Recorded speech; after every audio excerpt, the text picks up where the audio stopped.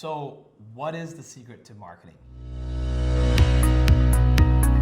I bet you've seen a lot of videos and a lot of business gurus out there telling you to buy their 3-step program, jump into this course, enter this, grab this lead magnet of mine, and I'm gonna give you and show you the secret to marketing. This is Josh Spurrell. He's Canada's leading business consultant, top CPA and CFO. My name is Desmond Sood. Combined together, we have over 50 years of business experience, mentoring thousands and thousands of business owners to beat the odds, perhaps even yourself. So you don't want to be in the 96% that's failing, you want to be in that 4%. Well, Josh wrote this book called The 100 Myths of Entrepreneurship versus Chainsaw. And he wrote this book because over the years, he gathered all the information of the entrepreneurs who failed. And he noticed that there was about 100 myths that these entrepreneurs believed in, which caused them to fail. So he actually wrote this book to help you overcome those myths and be successful. And in today's chapter, we're talking about that marketing should only take up a small percentage of your time.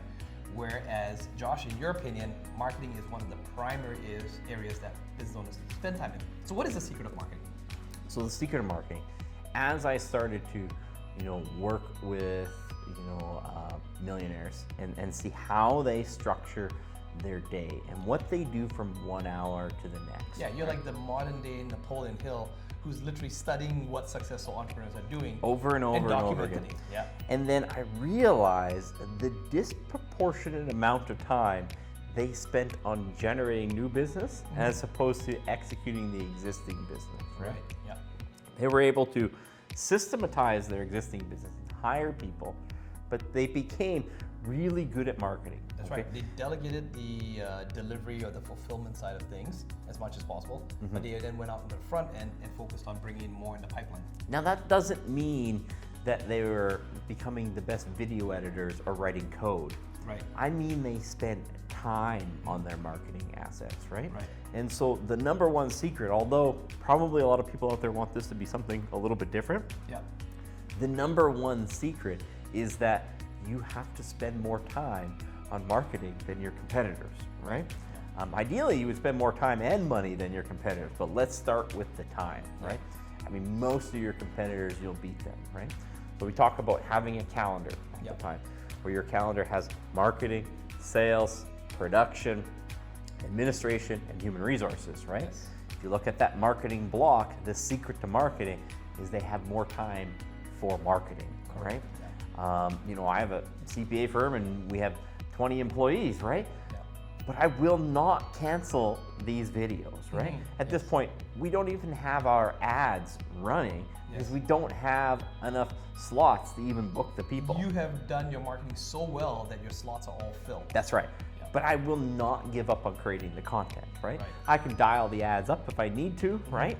But at the same time, I can't go back in time and eliminate that break in content, right? Correct, yeah. So I will always make that time for content, right? And so it goes back to the scheduling things. In the other videos, by the way, we talk a lot about time management, how to schedule time, block your time. So that, and also the 5, can you just review what are the 5 major areas that entrepreneurs should be spreading their time into? Marketing, sales, production, administration, and human resources. Is it in any particular order? Is that or is it kind of balanced out? Is there any ratio? Talk about it. Sometimes it depends. It's not exactly perfectly 20% on everything, right? It will be different in different industries. Yeah. Okay. But almost every rookie entrepreneur will underestimate how much time they should spend on marketing. Yes. Right? Yeah. The more time you spend on marketing, the less time you will have to spend on sales because the leads are just coming in that you only have to close the lowest hanging fruits. Or they do the typical roller coaster thing where when they first start, they have no customers, so they put their time and effort into marketing. Then they land their first customer. It may not be the ideal customer, it may even be a customer from hell, but because they're desperate for that cash flow, they take that customer, they focus all that time on that customer, and they forget to do marketing. So then, then that customer from hell quits on them, fires them, whatever, and all of a sudden they're back to square one, they're panicking, they don't have any cash flow. So it's this, feast, famine, feast, famine, feast, famine thing, right? That's right. So versus just saying consistency on marketing. All of the other ones break down if you don't spend enough time on marketing. So like the sales, like people are going out and they're thinking that they have to attend their customers every single time their customer's kid has a birthday or they have a golf tournament. They think that they have to go there because they can't sell. It's like because they don't have enough leads, so they have to. They're almost a slave to that, right? Right. They have the difficult customer, but the problem is they can't get rid of the difficult customers, and they have to take the difficult customers on because they don't have enough marketing. They don't have enough leads, right? In terms of the administration, they probably have cash flow issues, right? And because they don't have enough customers to pay for things, so they're consistently now having to drop prices, and they're spending time on ridiculous administrative things. They're running to the bank, transferring money from one account to another, getting drafts, they're getting checks certified, like just crazy things like that, because they don't have enough marketing to generate leads, right?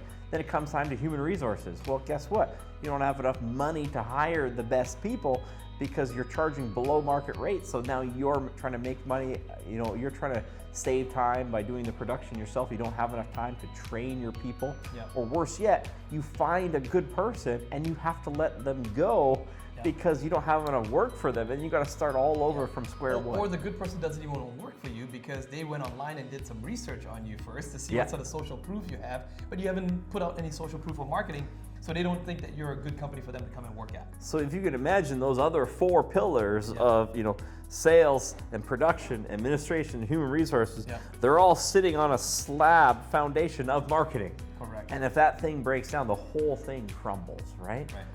Those other pillars generally can't stand without marketing. So it is the number one secret is how much time these people spend, successful business owners, how much time we spend on marketing, right?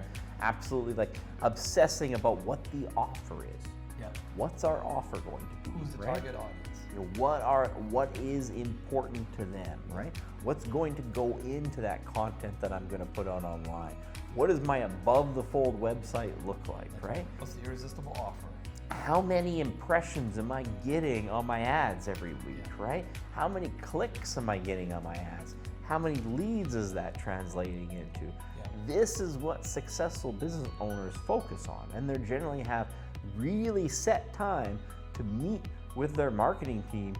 I would say this is, as a CPA, I deliver, high-level CFO services, and generally my team is meeting with their team every 2 weeks. We run payroll and payables, and then myself or another CPA are meeting with business owners monthly. Okay, and the business owner is looking at their finances monthly. Successful business owners are looking at their marketing weekly.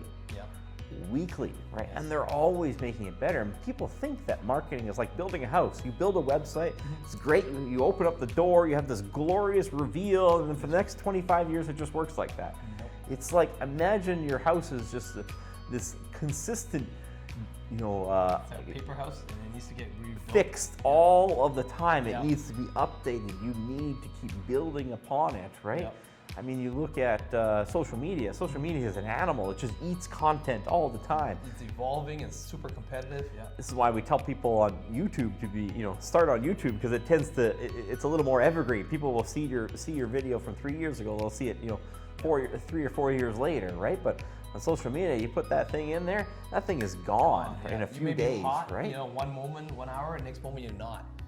So it really comes down to how much effort and how much time you put in, because you can come up with a great offer, you can come up with some great marketing, but you're continually going to have to build on it. I mean, there was some updates recently in Google's AI where they shut down all the ad campaigns, right? And so you could be a great electrician and you talk about, hey, let us wire up your hookup for your new Tesla, right? But meanwhile, you were targeting the keywords for Vancouver electrician, right? Vancouver electrical contractor.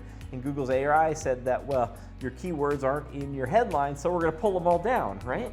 The business owner who was thinking that they could adjust that at year end, they would lose an entire year of leads, right? And they could have delegated that to someone else. You don't have to be an expert in it, okay, in marketing, but you have to make the content. Right. No one's going to make the content other than you, okay? In your business initially, I mean, if you're lucky enough, you usually have, dozens of people on your team before you can consider having someone else make content for you. Right. Okay, but no one's going to make that content other than you, and no one else is going to measure it. So I tell people it's looking at your marketing metrics, looking at how it's going, it's exactly the same as reviewing your profit and loss statement. Yeah. As reviewing your balance sheet What gets measured statement. gets improved, right? Measure what matters. That's right.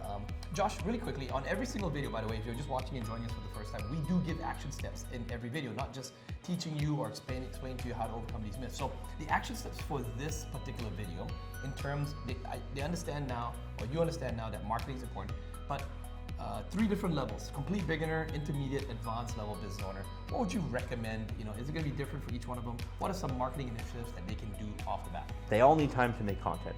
Okay. All of schedule time. That's right. If you are a rookie and you don't have enough cash available, you're also going to need time available in order to upload, format, edit that content. It has to be delivered. Okay. Yeah. So, and then as you progress, you're going to want someone to help you with that. So you could make content, but you're not the one uploading, editing, all of that content. And we do have another video on when to hire a staff, and why it's important to have a staff and not just be a team of one. What else, Josh? So it's making the content, delivering the content either yourself or hiring people, right? Yep. Then it's you need time to measure. Right. Then you need time to double back, look at what are my views, what are my follows, what are my impressions, what are my clicks, what are my leads. You need time to actually sit down, measure it, record it, see what's working, see what's not working. Right. So if you found this video helpful and you'd like to get more information, do comment and let us know in the comments and questions below. Josh and myself do answer those questions. And on top of that, if we find a great question that may benefit everyone else, we may even make another video in the near future and give you a shout out. By the way, Josh does put on a boot camp periodically throughout the year, and if you want to come and meet with other business owners, in fact I think you honestly should, so that you're not just working by yourself, you get to associate with other A players, other business owners. You can find out some information in the bottom in the description, as well as also a link on how to get the book. We'll see you in the next video.